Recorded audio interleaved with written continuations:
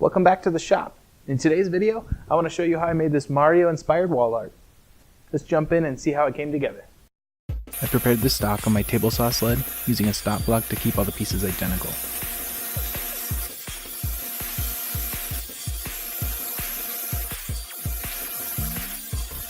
After everything was cut to size, I set up the CNC machine and cut the designs using a 1/4-inch V-bay.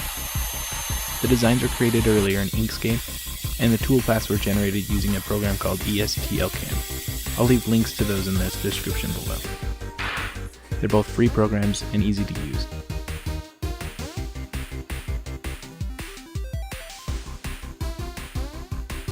After cleaning the cuts with a needle file, I sprayed them with some clear enamel off camera. This helps seal the grain and keep the black paint from bleeding. Once all the black paint had dried, I sanded the tops until I revealed the clean, crisp painted lines.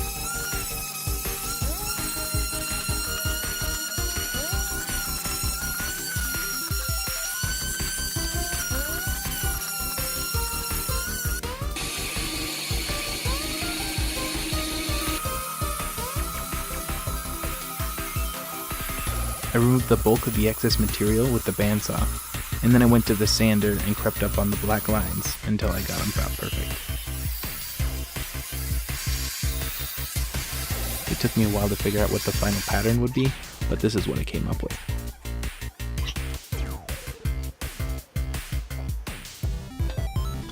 Each board will be suspended by threaded rod and some nuts, so I carefully marked where each hole needed to go on the board. This needed to be perfect, I found out later. I did not do it perfectly first, but with some coaxing I was able to get it to look okay.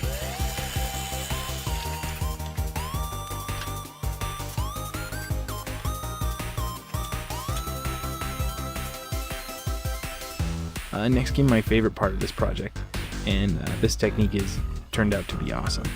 I watered down some cheap acrylic paint to try and get a watercolored look. This turned out to be really cool to do on wood because you only had to paint next to the lines, and the paint would wick itself through up until the black line. I also wanted to get the watercolor effect, so I varied the amount of paint I used in each section of the piece.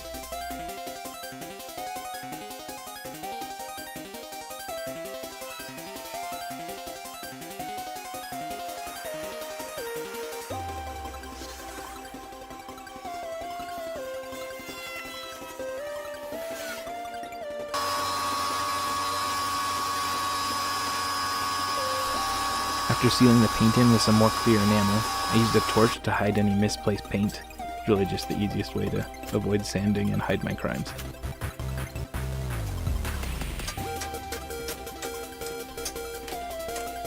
Now that all the wood pieces were done, I had to prepare the hardware so I could connect them all together. I cut down a bunch of threaded rod to about 2 inches in length and then grabbed a bunch of nuts and bolts.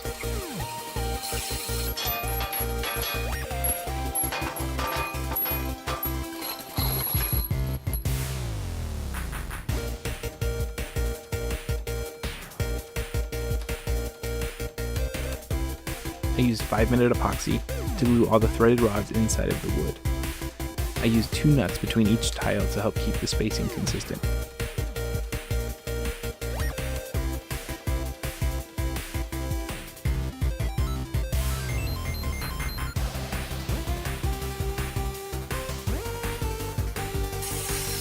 While the epoxy cured, I moved on to the frame.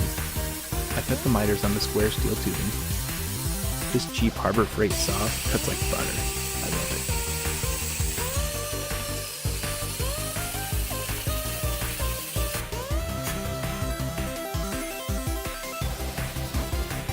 it. After tack welding everything together, I then did full welds on all the corners. My welding still isn't great, but it's getting a lot better. It's still not good enough to leave it though. So then it was time for some grinding.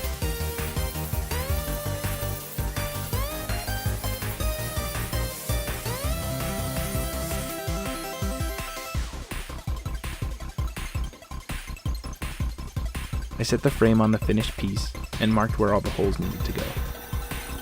After everything was drilled, it was time for paint. I went with a gloss black to help the color pop. The raw metal looked really good, but I felt like it washed out the color. Black really helped the color stand out.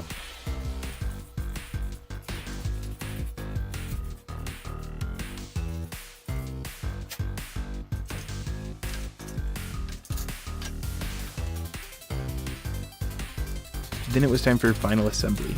Each tile was secured to the frame with a bolt, and after tightening, everything was very secure inside of the frame.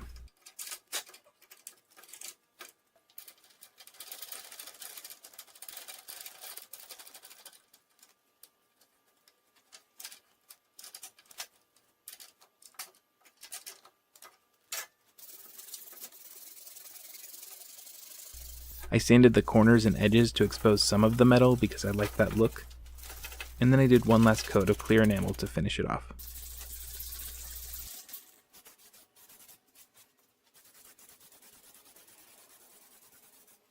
And then it was done. I really enjoyed this project. I got to use my CNC machine in a way I hadn't used it before, and it turned out great. If you were interested in making something like this but didn't have a CNC, the same effect could easily be achieved with a wood-burning pen, or even an X-Acto blade and some patience. At the end of the day, it's all about creating something cool with what you have and expanding your skills. I hope you enjoyed this video, thanks for watching, and see you next time.